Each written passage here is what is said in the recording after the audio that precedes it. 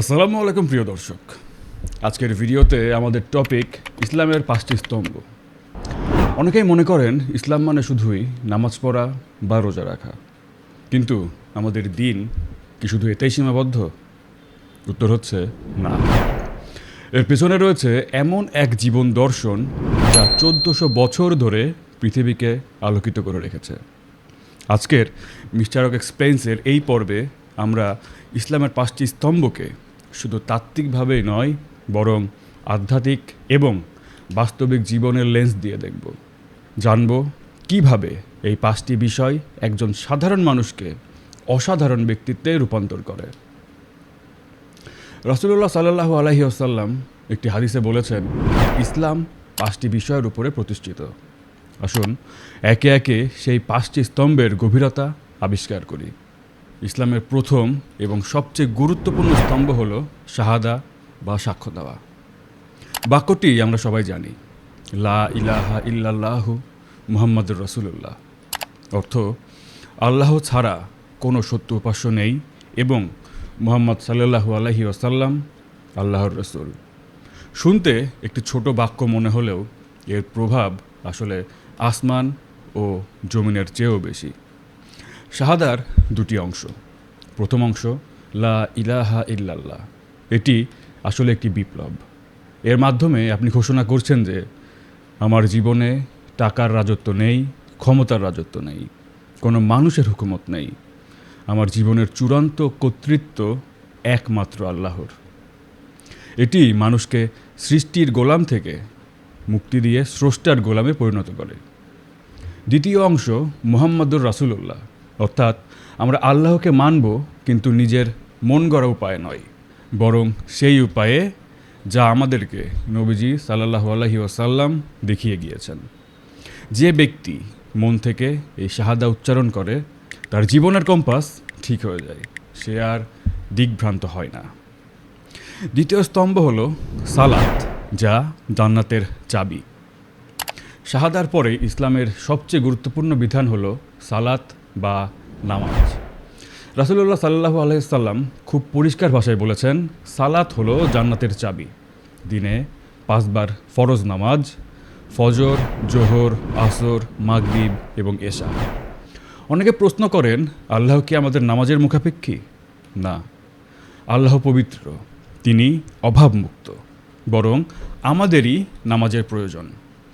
আধুনিক যুগে আমরা যেমন স্মার্টফোন চার্জ দেই যাতে সেটি সচল থাকে, নামাজ হলো আমাদের আত্মার চার্জিং স্টেশন। যখন আপনি ফজরের সময় ঘুম ভেঙে আল্লাহর সামনে দাঁড়ান, আপনি দিনের শুরুটাই করেন বিজয় হিসেবে। যখন কাজের ফাঁকে জোহরের নামাজে দাঁড়ান, তখন আপনি দুনিয়ার সব স্ট্রেস বা চাপ থেকে কয়েক মিনিটের জন্য ডিসকানেক্টেড হয়ে যান এবং আল্লাহর রহমতের সাথে কানেক্টেড হন। পবিত্র কোরআনে আল্লাহ তাআলা বলেন, নিশ্চয়ই নামাজ অশ্লীলতা ও অন্যায় কাজ থেকে বিরত রাখে। সূরা আনকাবুত আয়াত নাম্বার 45। নামাজ শুধু শারীরিক ব্যায়াম নয়, এটি একটি মেন্টাল এবং স্পিরিচুয়াল ট্রেনিং। এটি আমাদেরকে শেখায় সময়ানুবর্তিতা এবং শেখায় বিনয়। একজন নামাজি মানুষ কখনো উদ্ধত হতে পারে না, কারণ সে প্রতিদিন বহুবার মহান রবের সামনে মাটিতে মাথা নত করে। বছরে একটি মাস রমজান আমাদের জন্য আসে প্রশিক্ষণের মাস হিসেবে।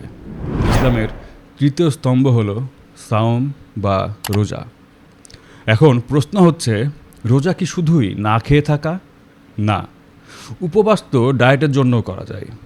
রোজার মূল উদ্দেশ্য হলো তাকওয়া বা আল্লাহ ভীতি অর্জন করা। চিন্তা করুন, প্রচণ্ড গরম, আপনার সামনে ঠান্ডা পানি আছে, কেউ দেখছেন না, তবুও আপনি খাচ্ছেন না। কেন? কারণ আপনি জানেন আল্লাহ দেখছেন। এই যে আল্লাহ দেখছেন, এই অনুভূতিটি সারা বছরের জন্য নিজের মধ্যে গেঁথে নেওয়াই হলো রোজার মূল শিক্ষা। রোজা আমাদেরকে শেখায় আত্মনিয়ন্ত্রণ বা সেলফ কন্ট্রোল। যে মানুষ নিজের ক্ষুধা নিয়ন্ত্রণ করতে পারে, সে নিজের রাগ, লোভ এবং প্রবৃত্তিকেও নিয়ন্ত্রণ করতে পারে। এছাড়াও রোজা আমাদেরকে শেখায় ক্ষুধার্ত মানুষের কষ্ট বুঝতে। এটি আমাদেরকে মানবিক করে তোলে, সহমর্মী করে তোলে। এরপরে আসে জাকাত, যা সামাজিক ভারসাম্য। ইসলামের চতুর্থ স্তম্ভ হল জাকাত, এবং এখানে ইসলামের সৌন্দর্য সবচেয়ে বেশি ফুটে ওঠে। ইসলাম আমাদেরকে বলে না যে দুনিয়া ত্যাগ করে বৈরাগী হয়ে যাও, আবার এও বলে না যে সম্পদের পাহাড় গড়ে একাতা ভোগ করো। জাকাত শব্দের অর্থই হলো পবিত্রতা এবং বৃদ্ধি। আপনার মনে হতে পারে টাকা দিলে তো সম্পদ কমে যায়, তাহলে বৃদ্ধি কিভাবে? এখানেই আসে আপনার বিশ্বাসের পরীক্ষা। আপনি যখন আপনার উদ্ধৃত সম্পদের মাত্র 2.5% আল্লাহর রাস্তায় দান করেন, তখন আপনি মূলত বাকি 97.5% সম্পদকে পবিত্র করলেন। জাকাত আমাদেরকে শেখায় আপনি বা আমি সম্পদের মালিক নই, আমরা কেবল সম্পদের আমানতদার বা সহজ ভাষায় কেয়ারটেকার। আপনার সম্পদে সমাজের বঞ্চিত মানুষের হক বা অধিকার আছে। এটি কোনো দয়া নয়, এটি তাদের অধিকার। যে সমাজে জাকাত ব্যবস্থা চালু থাকে সেখানে ধনী গরিবের বৈষম্য কমে আসে, মানুষের মন থেকে কৃপণতা এবং হিংসা দূর হয়ে যায়। জাকাত হলো ইসলামের অর্থনৈতিক মেরুদণ্ড। ইসলামের পঞ্চম স্তম্ভ হলো হজ। শারীরিক ও আর্থিকভাবে সামর্থ্যবান ব্যক্তির জন্য জীবনে একবার হজ করা ফরজ। হজ হলো মুসলিম উম্মার সবচেয়ে বড় মিলন মেলা। একবার দৃশ্যটি কল্পনা করুন, কোনো দেশের প্রেসিডেন্ট হোক কিংবা সাধারণ শ্রমিক, হজের ময়দানে সবাই একই সাদা 2 টুকরো কাপড় পরে আল্লাহর সামনে হাজির। সেখানে কোনো ভিআইপি নেই, কোনো প্রোটোকল নেই, সবাই এক আল্লাহর বান্দা। হজ আমাদেরকে মনে করিয়ে দেয় বিচার দিবসের কথা, যেদিন আমাদের আলাদা কোনো পরিচয় থাকবে না, শুধু আমাদের আমলনামা ছাড়া। রাসূলুল্লাহ সাল্লাল্লাহু আলাইহি ওয়াসাল্লাম বলেছেন, যে ব্যক্তি সঠিকভাবে হজ পালন করে সে সদ্য ভূমিষ্ঠ শিশুর মতো নিষ্পাপ হয়ে ফিরে আসে। হজ মানুষকে ত্যাগ শেখায়। হজরত ইব্রাহিম আলাইহিসসালাম এবং ইসমাইল আলাইহিসসালামের ত্যাগের স্মৃতিচারণই হলো হজ। এটি আমাদেরকে শেখায় আল্লাহর ভালোবাসার জন্য দুনিয়ার সব আরামায়েশ ত্যাগ করতে আমরা প্রস্তুত।